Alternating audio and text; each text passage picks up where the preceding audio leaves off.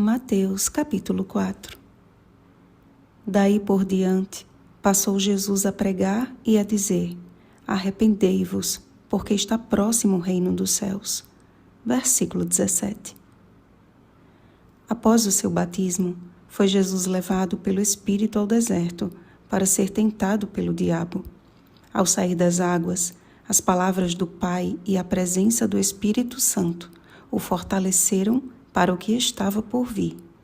Era necessário que o Filho do Homem fosse provado e vencesse exatamente onde o primeiro homem havia falhado. Ninguém na terra acompanhou tão de perto a vida e o crescimento do Salvador do que Satanás. Ao perceber que chegada era a hora de sua revelação, as primeiras palavras do inimigo a Jesus visavam lançar dúvidas sobre sua origem divina. Disse o tentador: Se és filho de Deus. O período de 40 dias e 40 noites sem comer parecia ser uma vantagem, de forma que não somente o apetite foi posto à prova, como também a tentativa de fazer com que Jesus usasse o seu poder para benefício próprio. Em sua humanidade, Cristo havia aprendido a ser completamente dependente do Pai. Desde a infância, seus pais terrenos o ensinaram a manter essa comunhão pessoal, diária e constante. O sol nunca encontrava o nosso Salvador dormindo, mas a entreter com Deus um relacionamento que se fortalecia a cada dia. As Escrituras tinham sido sempre o primeiro alimento da manhã em seus 30 anos de anonimato, de forma que sua privação de alimento material não pôde superar a sua nutrição espiritual.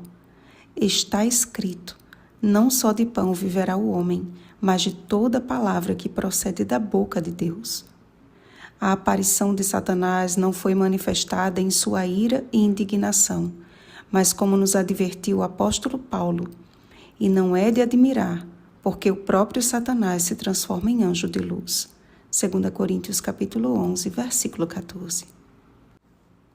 A sutileza do maligno foi seguida por outro engano que a tantos tem seduzido: a mistura da verdade com a mentira.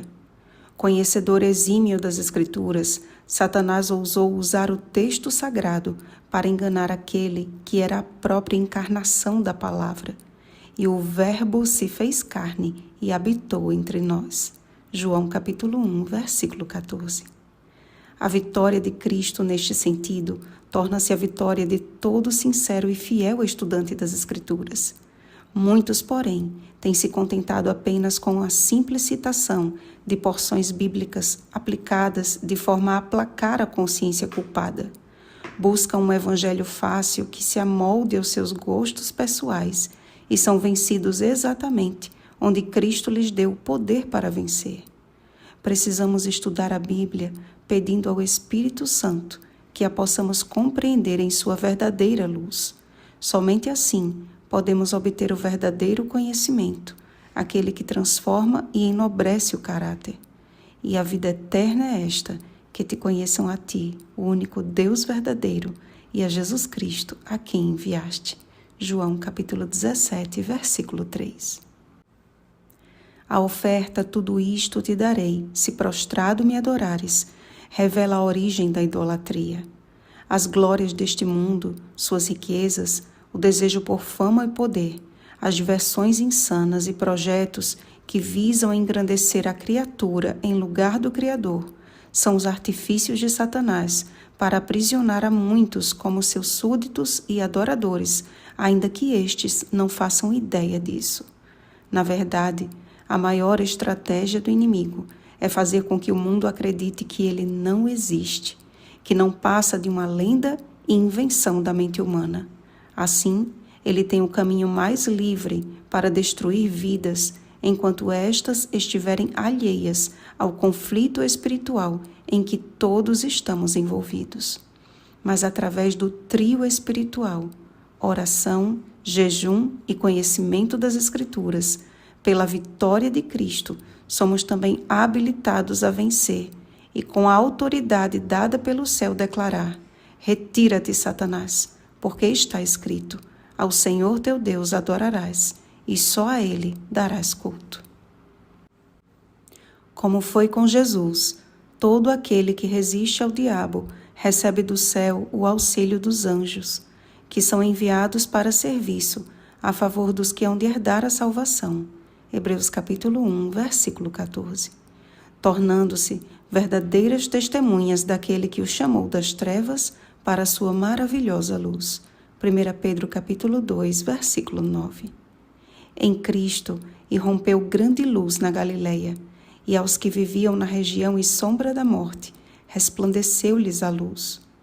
Daí por diante, passou Jesus a pregar e a dizer: arrependei-vos, porque está próximo o reino dos céus. O arrependimento é o primeiro passo do homem em direção à vitória. É pelo reconhecimento de nossa degradante condição que nos achegamos àquele que é fiel e justo para nos perdoar os pecados e nos purificar de toda a injustiça. 1 João capítulo 1, versículo 9.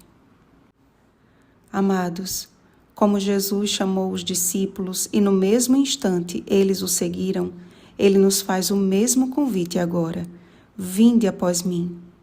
Foi ensinando, pregando e curando que nosso mestre, pastor e médico nos deixou o perfeito legado da obra redentora.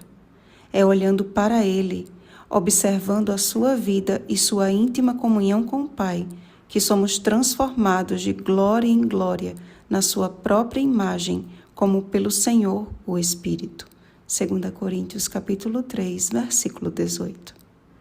Perseveremos em contemplar as obras do nosso Redentor e meditar em suas palavras até que sejamos dia perfeito.